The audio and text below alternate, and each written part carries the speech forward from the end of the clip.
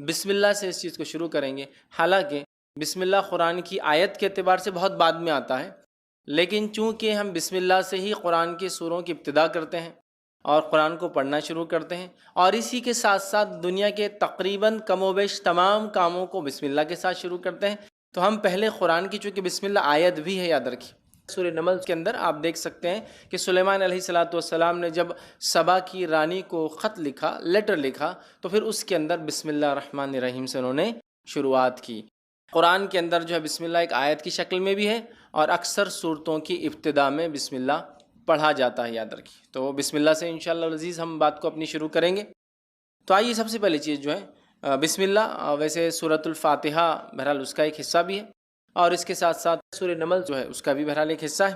بسم اللہ کے تعلق سے یاد رکھیے اس کے اتنے فضائل ہیں کہ میں سمجھتا ہوں قرآن کی بعض آیتوں کے فضائل میں سے آدھے فضائل تو اسی کے ہم دیکھ سکتے ہیں، چونکہ قرآن کی ہر آیت کی فضیلت اور ہر جملہ یا لفظ کی فضیلت تو نہیں ملتی ہے، لیکن جو ملتی ہے ان میں سے بسم اللہ کی بہت بہت بہت زیادہ فضیلت ملتی ہے۔ آئیے چند باتیں ہم دیکھتے ہیں۔ نبی اکرم صلی اللہ علیہ وسلم نے بسم اللہ کے تعلق سے بیان کیا، اس میں سے ایک جو ابن ماجہ کی روایت ہے، آپ صلی اللہ علیہ وسلم فرماتے اور کہتے ہیں کہ جس کھانے کو بسم اللہ الرحمن الرحیم پڑھ کر جو ہے کھایا جائے اس میں برکت پڑ جاتی ہے، مطلب کھاتے وقت انسان بسم اللہ الرحمن الرحیم پڑھ کر کھائے تو اس کھانے میں اللہ تعالیٰ برکت دے دیتا ہے۔ ابن ماجہ کی روایت ہے، اور وحشی رضی اللہ عنہ فرمایا اللہ کے رسول صلی اللہ علیہ وسلم ہم کھانا کھاتے ہیں لیکن سیر نہیں ہوتے، کھانا تو کھاتے ہیں لیکن سیر نہیں ہوتے، مطلب مطمئن نہیں ہوتے کھانے کے بعد۔ تو آپ صلی اللہ علیہ وسلم ارشاد فرمایا شاید تم لوگ الگ الگ کھانا کھاتے ہو، مطلب تم لوگ الگ الگ بیٹھ کر کھاتے ہو، تو کہاں ایسے ہی ہوتا ہے؟ تو انہوں نے غرض کیا ہاں یا رسول اللہ صلی اللہ علیہ وسلم ہم الگ الگ کھاتے، تو آپ صلی اللہ علیہ وسلم فرمایا اور کہا کھانا اکٹھے کھایا کرو، مطلب کھانا کھاتے وقت ساتھ مل کر کھایا کرو، اور اس پر اللہ کا نام لیا کرو، اور اس کھانے پر اللہ کا نام بسم اللہ الرحمن الرحیم پڑھا کرو، تو تمہارے کھانے میں برکت ڈال دی جائیں گی، تو تمہارے کھانے میں برکت ڈال دی جاتی ہے۔ تو لہٰذا ہم اگر کھانا کھاتے ہیں تو کوشش کریں کہ ساتھ کھائیں، مل کر کھائیں، اور مل کر کھانے کے ساتھ ساتھ جو ہے جب بسم اللہ پڑھیں گے ہم تو اللہ تعالیٰ برکت ڈال دیں گا، اور ہم جب کھائیں گے تو سیر ہو کر، مطلب مطمئن ہوں گے کھانے کے بعد، ورنہ بہت سارے لوگ ہم دیکھتے ہیں کبھی کھانے سے مطمئن نہیں ہوتے، اس لیے کہ ہمیشہ بھوکے رہتے ہیں۔ وہ اس لیے کہ نہ تو ساتھ کھاتے ہیں، بلکہ آج کل کا سسٹم تو یہ الگ الگ کھاؤ، اس لیے کہ پتہ نہیں اس کی کتنی بیماریاں مجھے لگ سکتی ہے نا۔ ٹھیک ہے، کچھ بیماریاں ہیں جو لگ سکتی ہے، لیکن وہ بھی اللہ کے حکم سے لگیں گی نا۔ ہر بیماری کے تعلق سے سائنس نہیں کہتی لگ جاتی ہے، ہاں کچھ ہے جو لگتی ہے، کنٹیجس ڈیسیز جو ایک دوسرے کو لگتی ہے، لیکن وہ بھی ہمارا عقیدہ ہے، اللہ جس کو دینا چاہتا ہے دیتا ہے۔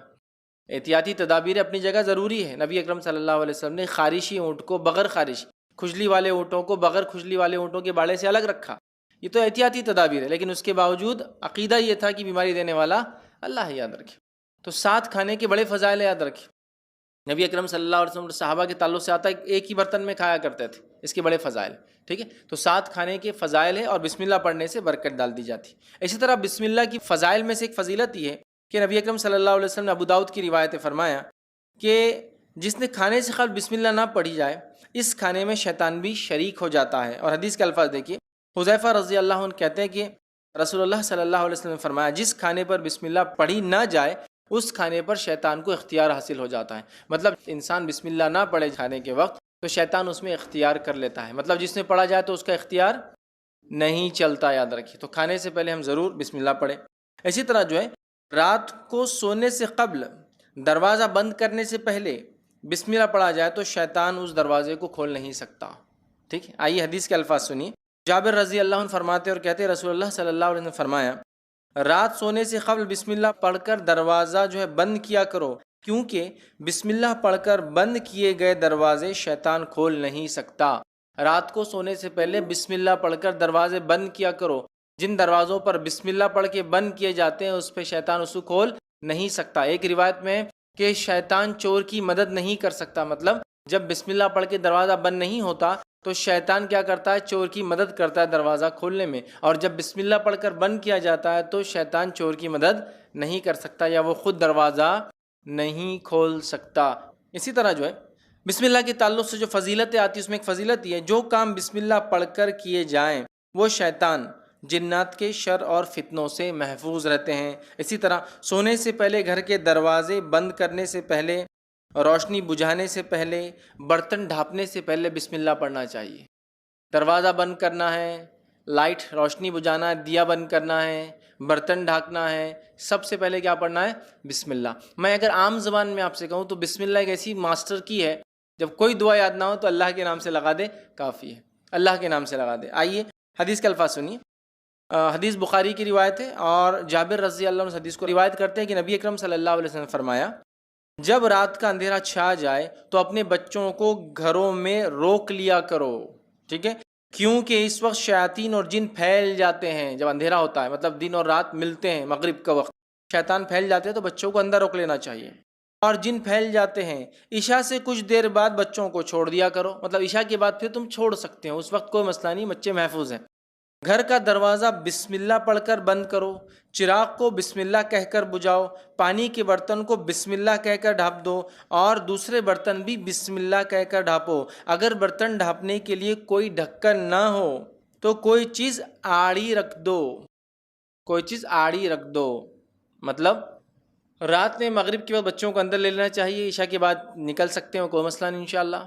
جب دروازہ بند کرے تو بسم اللہ پڑھ کر بند کرنا چاہیے، دیا بجھائے یا لائٹ بند کرے تو بسم اللہ پڑھ کر بند کرنا چاہیے۔ اسی طرح آپ فرما رہے پانی کا اگر کوئی برتن ڈھانکنا ہے تو بسم اللہ پڑھ کے ڈھانکنا چاہیے۔ اسی طرح آپ فرما رہے کوئی برتن کھلا ہو تو اسے ڈھانکو تو بسم اللہ کہہ کر ڈھانکو، اور اگر ڈھکن نہ ملے تو، کور نہ ملے تو کوئی چیز آڑی تو بھی رکھ دو کم از کم۔ یہ کیوں کہا آپ نے؟ پانی پہ ڈھانک دو، کھانے پہ ڈھانک دو، اور اگر ڈھکن نہ بھی رکھ سکو، ڈھکن پورا ڈھکتا ہے نا، کوئی بھی چیز آڑی مطلب پورا نہ بھی ڈھکے تھوڑا ڈھک سکتے آپ۔ مثال کے طور پر پلیٹ نہیں ملی، ڈھکن نہیں ملا، اب جو چیز ہے برتن وہ آدھا ڈھک سکتا ہے تو اتنا ڈھک دو۔ اس لیے کہ حدیث میں الفاظ کیا معلوم آپ کو؟ حدیث میں الفاظ ہے جب انسان کھانے کو رات میں کھلا چھوڑتا ہے تو اس میں بیماریاں نازل ہوتی ہیں۔ اب آپ کہیں گے بیماریاں نازل ہوتی ہے تو پھر پورا ڈھکن ڈھانپنے سے کیا اور آدھا ڈھانپنے سے بھی کیا؟ جراثیم، مائکروبس تو ایسے رہتے کہیں سے بھی گھس سکتے ہیں۔